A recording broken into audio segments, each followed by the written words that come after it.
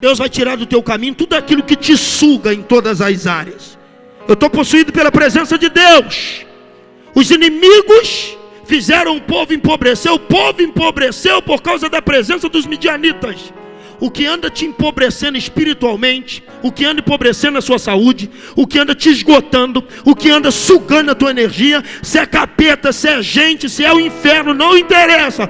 Vai cair por terra e vai sumir da tua vida, porque para esse tempo, Deus preparou para a tua vida algo novo. Comandás, pode acreditar. Pode acreditar. Olha o 7, versículo 7. Por favor. E sucedeu.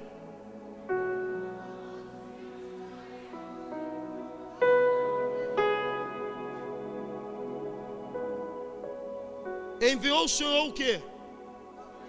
Um profeta aos filhos de Israel, que lhes disse: assim diz o Senhor Deus de Israel: do Egito eu vos fui subir e vos tirei da casa da servidão. 9, vocês. E vos. Ó.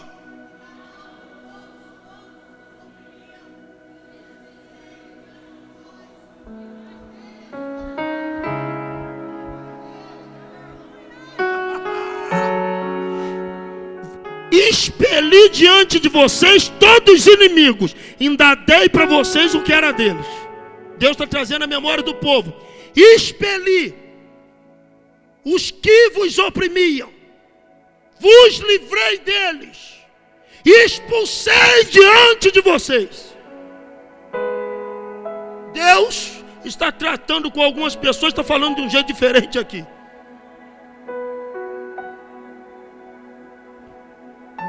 E vos disse: eu sou o Senhor vosso Deus. Não temais aos deuses dos amorreus em cuja terra habitais, mas não deste ouvido a minha voz. Presta atenção aqui, por favor. Presta atenção. Põe o versículo primeiro para mim, 6:1. 6:1. 6:1. Porém os filhos de Israel fizeram o que era mal aos olhos do Senhor, e o Senhor os deu na mão dos midianitas por 7 anos. Os inimigos entravam na terra, comiam, levavam, sugavam o povo. O povo teve que fazer cavernas e cova para se esconder da opressão, porque estava pesado demais. Não tem nada pior do que você plantar e na hora de colher alguém vir comer.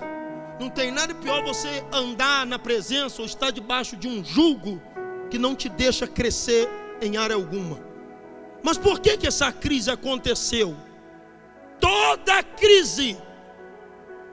crise é uma resposta de uma decadência espiritual. Os filhos de Israel fizeram mal, fizeram o que era mal aos olhos do Senhor. Crise espiritual. Eles obedeceram, desobedeceram. Eles viraram as costas para Deus.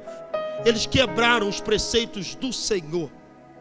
Eles começaram a andar. Quem está aí, diga amém. Eles fizeram o que era mal. Deixa eu te falar o que o povo fazia na época dos juízes. Eles faziam cada um que dava na sua cabeça. E Deus disse: isso é mal aos meus olhos.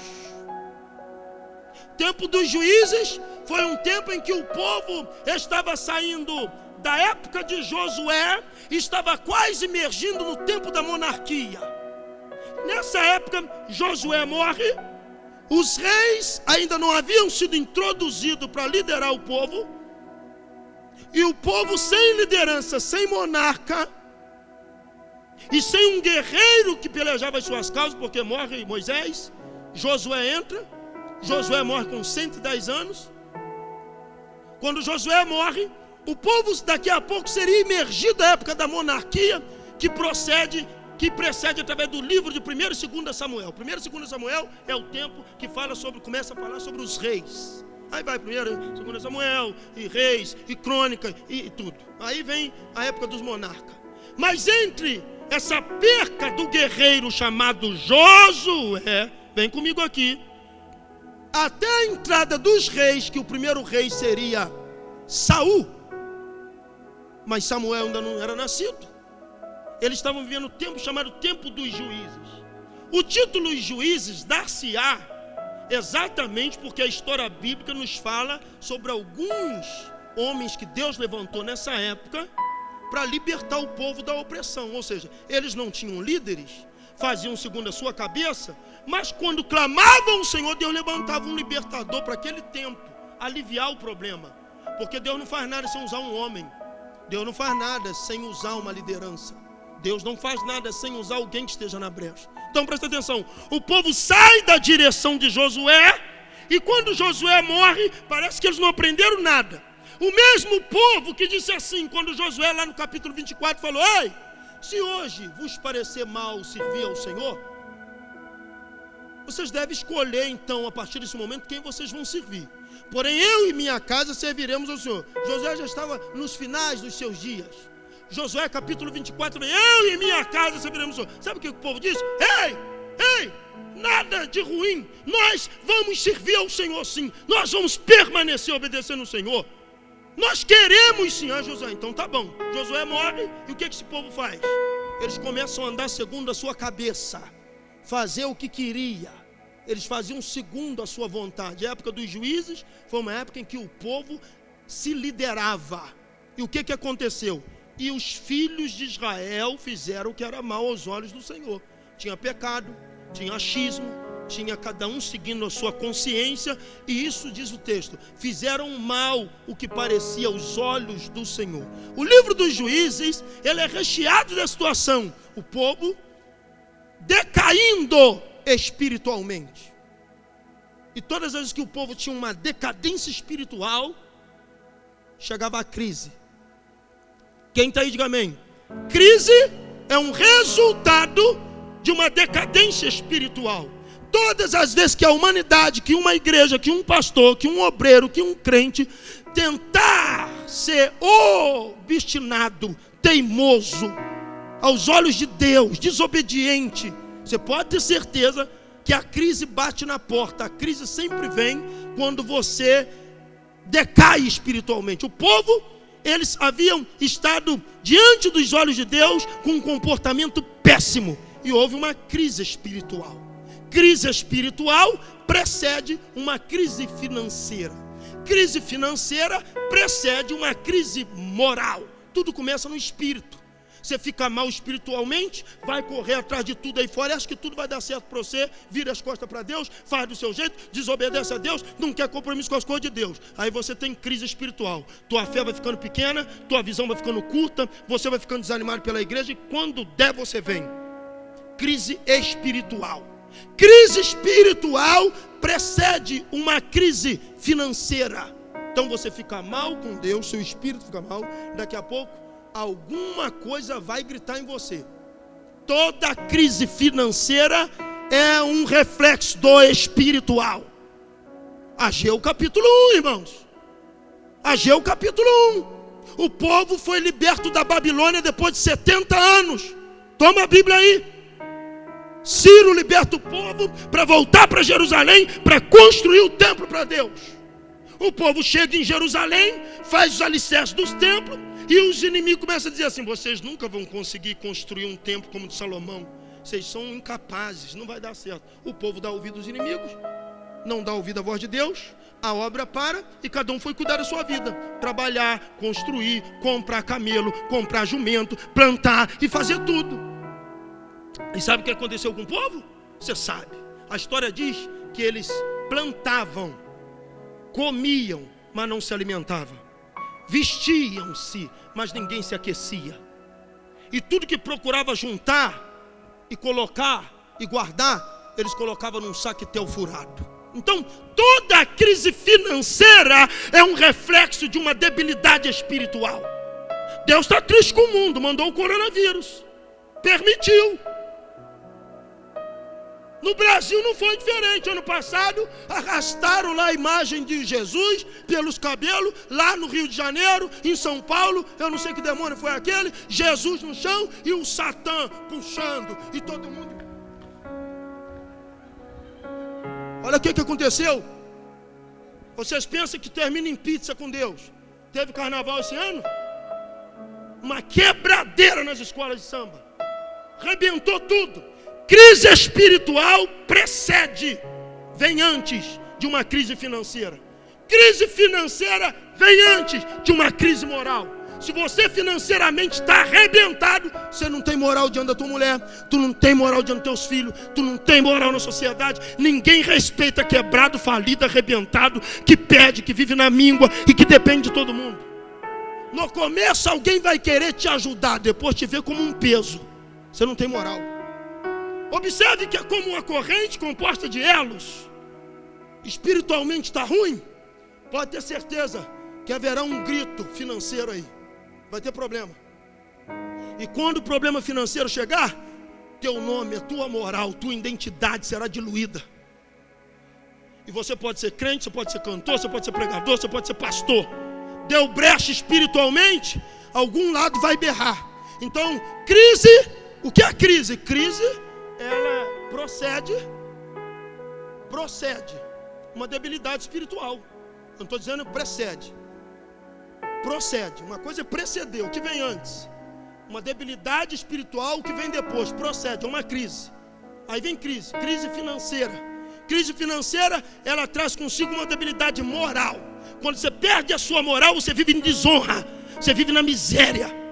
Desonra é uma coisa terrível. Você começa a ser desonrado porque você não tem condição de sustentar seus filhos. Você começa a ser desonrado porque você não tem condição de suprir sua mulher. Você começa a ser desonrado diante dos seus funcionários. Você começa a ser desonrado pelo aquilo que você fala. Você perde a autoridade. Você não tem autoridade no assunto, porque você está miseravelmente na desonra. Aqui estava o povo. Porém, olha onde surgiu o problema. A gente tem que ler o texto entender. Porém, os filhos de Israel fizeram o que era mau aos olhos do Senhor. E Deus entregou na mão dos inimigos. E o que os inimigos faziam? Tomava tudo, levava tudo. Tem muita gente que está aqui na mão de agiota porque tem uma debilidade espiritual. Tem muita gente que está na mão de idiota porque não é firme, não diz, não é oferta, não congrega, não reúne, não toma ceia. Aí acha que vai correr. Não, estou dando um jeitinho, Deus vai me ajudar e eu vou conseguir. Não vai. Tem que tapar a brecha espiritual. Se ficar bem espiritual com Deus, é impossível você estar bem espiritual com Deus, com a mente inteligente de fé, e a tua vida financeira, outras áreas da tua vida, ficar capengando. O altar que tem que ser erguido é o altar do teu espírito pronto com Deus. O altar que precisa ser erguido é o altar espiritual. Tem doenças que serão curadas quando você se colocar em dia com Deus. Tem problemas que serão resolvidos na tua vida, crises serão diluídas, devastadas, sopradas da tua vida, quando você entender que espiritualmente tu tem que estar bem com Deus.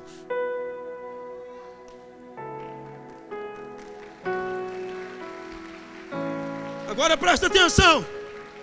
Eu apresentei para vocês o que gera o problema, a causa do problema.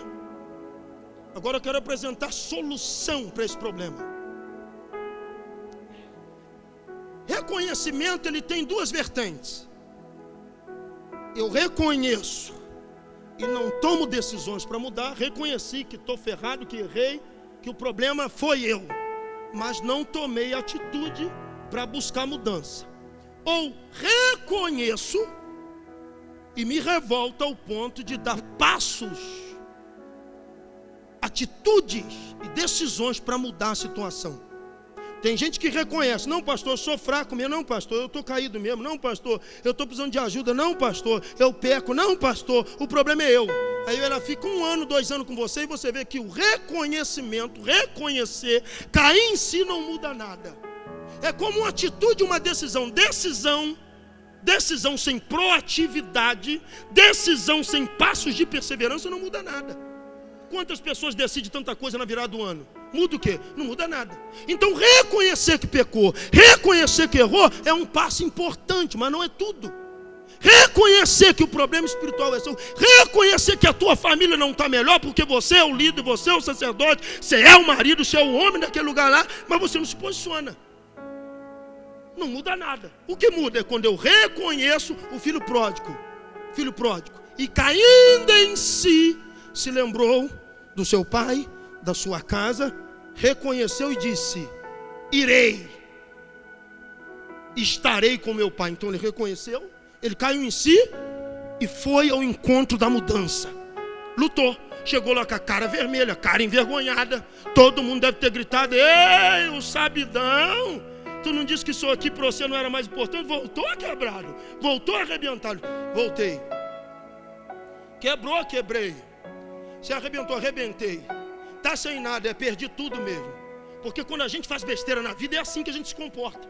Tem um monte de gente que faz besteira na vida e quer manter o status, quer manter o nariz em pé, quer achar que está certo. E a Bíblia, ela não diz isso, ela não ensina isso. Então reconhecer não é tudo, cair em si não é tudo. O povo, quando observou que os inimigos estavam de uma forma como gafanhoto, comendo tudo, eles fizeram cova, tentaram esconder e tentaram, mas não resolveu. Só resolveu o dia que escrito está. Versículo 6. Assim Israel empobreceu muito pela presença dos opressores. Então os filhos de Israel clamaram ao Senhor. Aí começa. Esse clamor nos dá conotação: arrependimento, humilhação, reconhecimento. Deus, a gente errou. Deus, a gente quebrou princípio.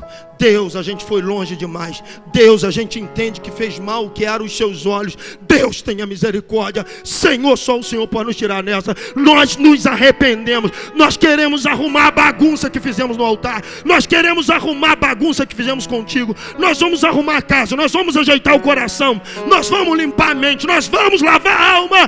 Tenha misericórdia.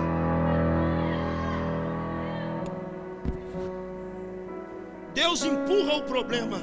Escuta.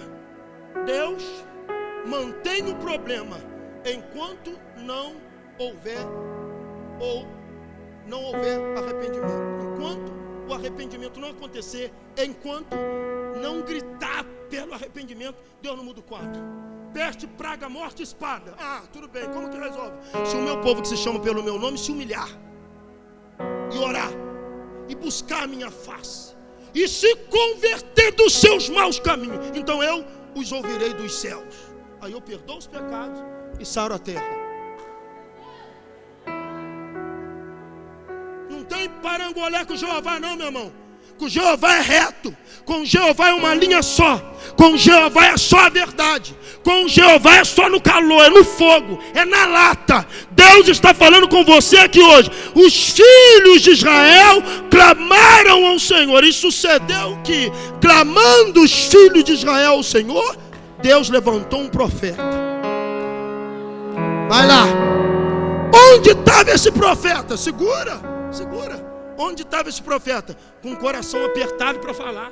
Mas Jeová dizia: aguenta, não é o momento. Deixa eu ver como é que eles estão. Não, está nariz em pé demais. Segura a onda aí. O profeta não nasceu naquela hora, ele já estava por ali. Aleluia. E clamando os filhos de Israel ao Senhor, diz a Bíblia, ouvindo Deus o clamor do povo, Deus levantou um profeta, enviou um profeta aos filhos de Israel. Enviou é porque veio, é porque Deus mandou, é porque Deus conduziu. Deus me conduziu até vocês para dizer nesta noite: ei, eu fiz tanta coisa, eu ainda faço tanta coisa, e vocês saberão ainda que eu sou o Senhor dessa terra, eu sou o Senhor desse Brasil, eu sou o Senhor da tua família. Colocou a boca no pó, vai ter esperança.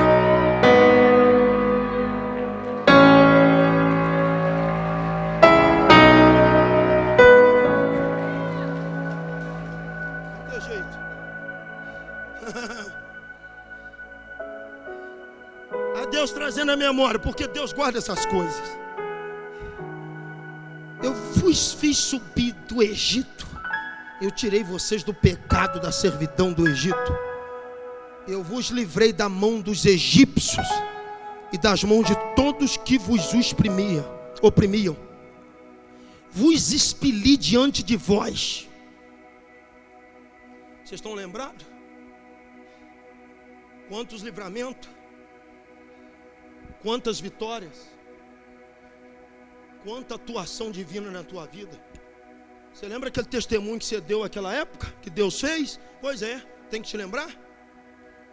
Você lembra daquela época que Deus deu livramento, Deus guardou? Tinha morte, Deus não deixou de morrer. Tinha problema, Deus solucionou. Deus lavou você, salvou a tua alma, te livrou da vale da sombra da morte. Você lembra? O Senhor está falando, será que você se lembra? Traga a memória aí. Traga a memória. Deus está dizendo, porque não fui eu que brinquei contigo, foi você que brincou comigo. Toda vez que tu me clamou, eu te respondi. Toda vez que tu me pediu, eu te atendi. Toda vez que você pediu honra, eu te honrei. Toda vez que você me pediu livramento, eu te livrei. Quem brincou foi você. Então põe a boca no pó, que eu quero reverter o quadro da tua vida. Eu vou mudar a sentença, eu vou quebrar a maldição, eu vou abrir essa porta, eu vou trazer o filho, eu vou resgatar o perdido, eu vou sarar a sua terra, eu vou fazer chover maná.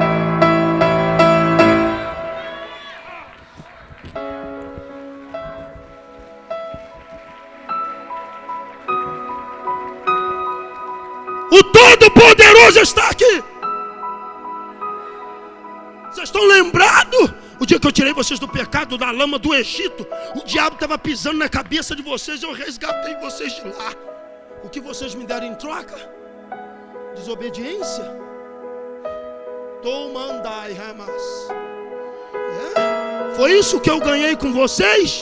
Por isso mandei os midianitas, por isso mandei o problema, por isso mandei a seca, por isso apertei, por isso deixei apertar. Estão entendendo? Então sim, Senhor, nós estamos entendendo. Nós nos arrependemos, nós nos colocamos diante do Senhor. Aqui ninguém mais vai brincar contigo não. A gente quer tocar sério. Aí o Senhor está dizendo para algumas pessoas assim: então agora vos ouvirei dos altos céus, perdoarei vossos pecados, suprirei vossas necessidades, mandarei a chuva, vos darei saúde.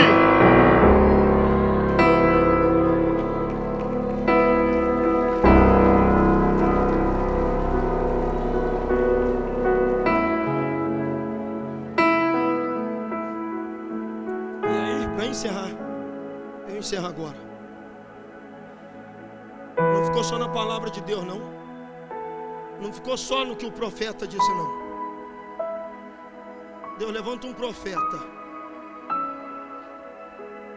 mas levanta um valente,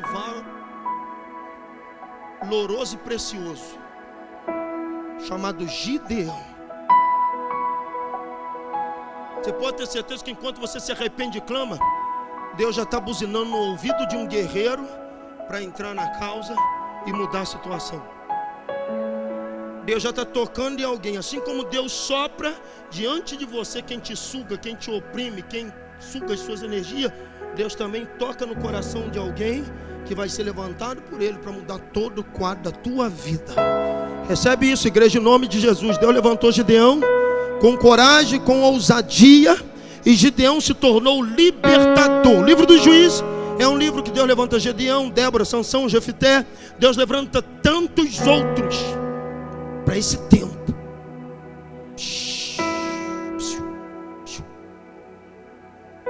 Para esse tempo,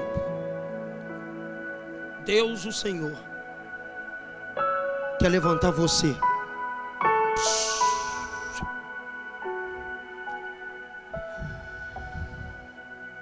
Você não precisa, você não tem que deixar chegar o arrebatamento para entender que o que eu estava pregando para você era sério.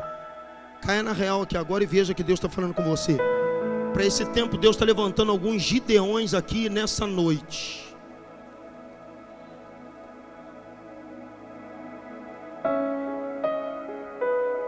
Olhe para mim aqui.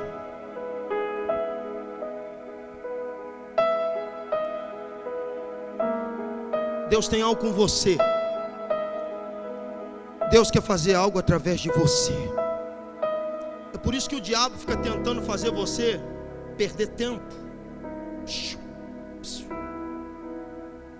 É por isso que o inimigo tenta sustentar você fazendo coisa certa no lugar errado, ou vice-versa.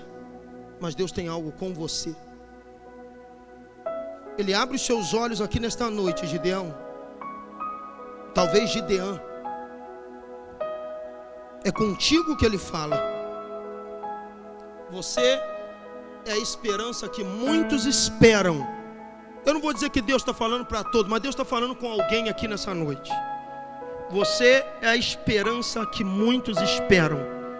Você é a única carta que a sua família tem agora para jogar. Você é a única resposta que sobrou.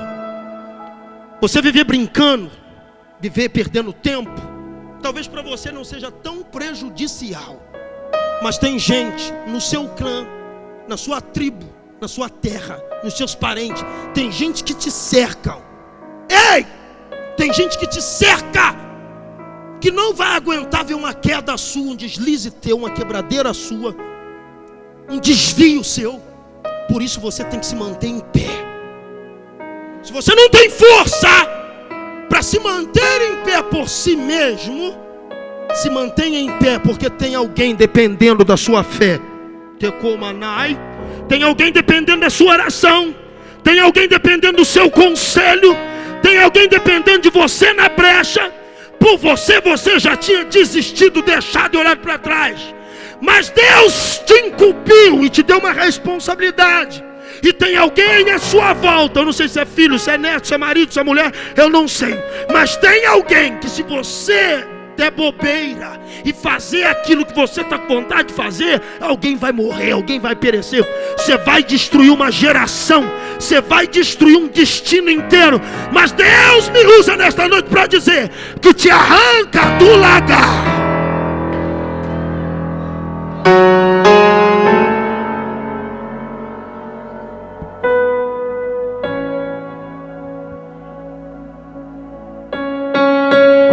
Tem muitas casas aqui, famílias, que não foram destruídas porque todo mundo está buscando, não, é por causa de um só.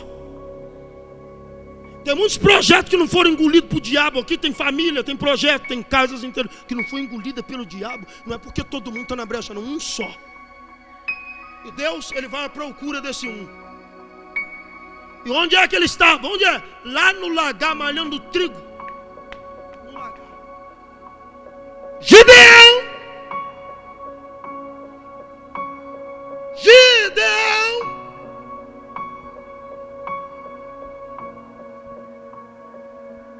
O Senhor é contigo, varão valoroso. Deus mandou um anjo.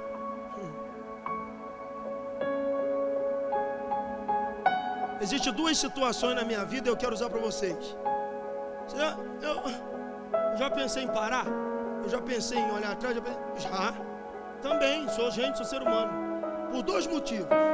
Eu olho para minha família, para minha igreja, para os meus filhos biológicos e os meus filhos espirituais. Então isso me dá uma fé extraordinária e eu não posso parar.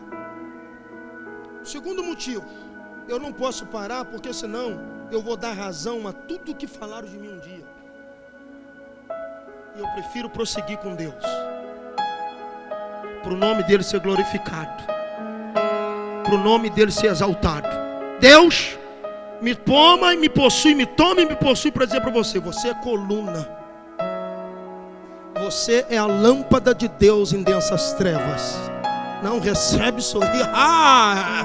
Você é de Deus, atalaia, sentinela.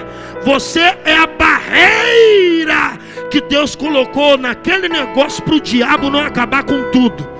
Assim diz o Senhor para algumas pessoas que estão aqui. Deus está querendo de você postura. Deus está querendo que você assuma a sua identidade. Deus está querendo que você tome vergonha nessa sua cara. Deus está querendo que você acorde para a vida e entender que enquanto em pé você estiver, o diabo não vai engolir ninguém lá.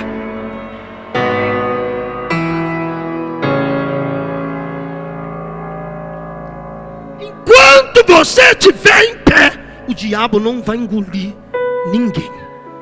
Nem os seus, nem seus filhos, nem sua parentela. O diabo não vai engolir, porque Deus te levantou como ungido. Ai, meu Deus do céu.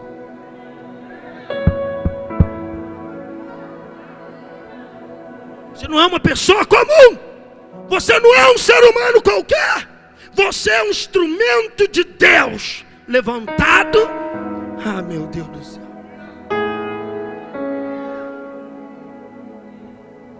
Parece que eu vejo alguns anjos conversando com Deus, dizendo: Senhor, Deus Todo-Poderoso, lá embaixo, o Senhor não está preocupado com aquela situação, não? Estou não. Por que, Deus? Eu levantei o João Caetano lá. Não está preocupado, não. Eu levantei minha filha lá. Eu já coloquei um filho meu lá. E estou dando graça a ele. É o meu instrumento lá. Ei, Gideão, você vai libertar o povo das mãos dos midianitas. Deus está falando assim, ó. Você vai mudar uma sentença, tá? Você vai quebrar uma maldição inteira. Não, Deus está falando aqui. Você vai mudar um quadro histórico. Você é um divisor de águas entre o passado e o futuro. Eu te plantei.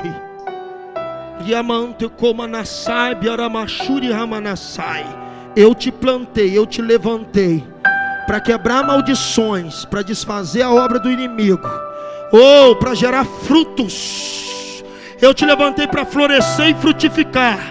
Portanto, se levante, toma postura, ande com a cabeça erguida, esteja de pé, pega a tua espada, pega o teu escudo. Se você está aqui com o coração ferido, papai te cura.